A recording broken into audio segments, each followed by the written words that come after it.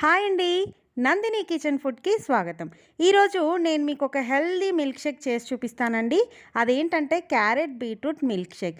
జనరల్గా మనం carrot beetroot curry చేసినా ముక్కలుగా కట్ చేసి ఇచ్చినా పిల్లలు ఆవిడ దూరంలో పారిపోతారండి. అలా కాకుండా ఇలా మిల్క్ షేక్ చేసి ఇచ్చామనుకోండి ఎంచక్కా తాగుతారు. ఇది హెల్దీ కూడా. ఇంకెందుకు ఆలస్యం, రెసిపీలోకి వెళ్దాం.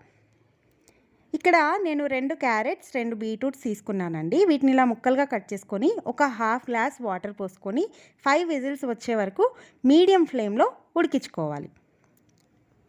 ఇలా ఉడికించుకున్న తర్వాత ఈ విధంగా పేస్ట్ చేసుకోవాలి. ఈ పేస్ట్ని ఒక 1 మంత్ వరకు ఫ్రిడ్జ్లో పెట్టుకొని స్టోర్ చేసుకోవచ్చండి. ఎప్పుడు కావాలంటే అప్పుడు మిల్క్ షేక్ ప్రిపేర్ చేసుకోవచ్చు. నేను 2 గ్లాస్ మిల్క్ షేక్ ప్రిపేర్ చేస్తున్నానండి. దానికోసం నేను 2 గ్లాసెస్ మిల్క్ తీసుకున్నాను. తర్వాత 6 teaspoon beetroot paste add చేసుకోవాలండి. అంటే 1 గ్లాస్కి 3 స్పూన్స్. మీకు కావాలంటే ఒక స్పూన్ పెంచుకోవచ్చు లేదా ఒక స్పూన్ తగ్గించుకోవచ్చు. నేనైతే 3 స్పూన్స్ యాడ్ చేశాను. అంటే 2 గ్లాసెస్కి 6 స్పూన్స్ యాడ్ చేశాను. 6 స్పూన్స్ షుగర్ యాడ్ చేసుకోవాలండి.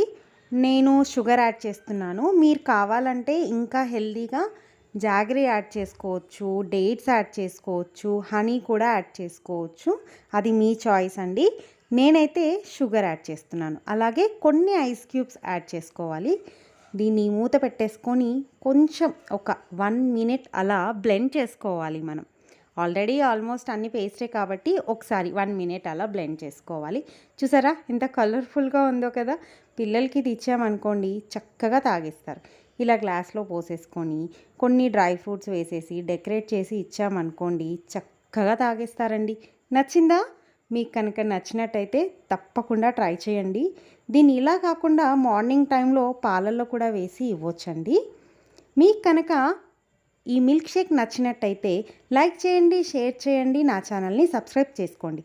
పక్కనే ఉన్న బెల్ ఐకాన్ని ప్రెస్ చేస్తే నేను పెట్టే కొత్త వీడియోస్ నోటిఫికేషన్స్ మీకు వస్తాయి.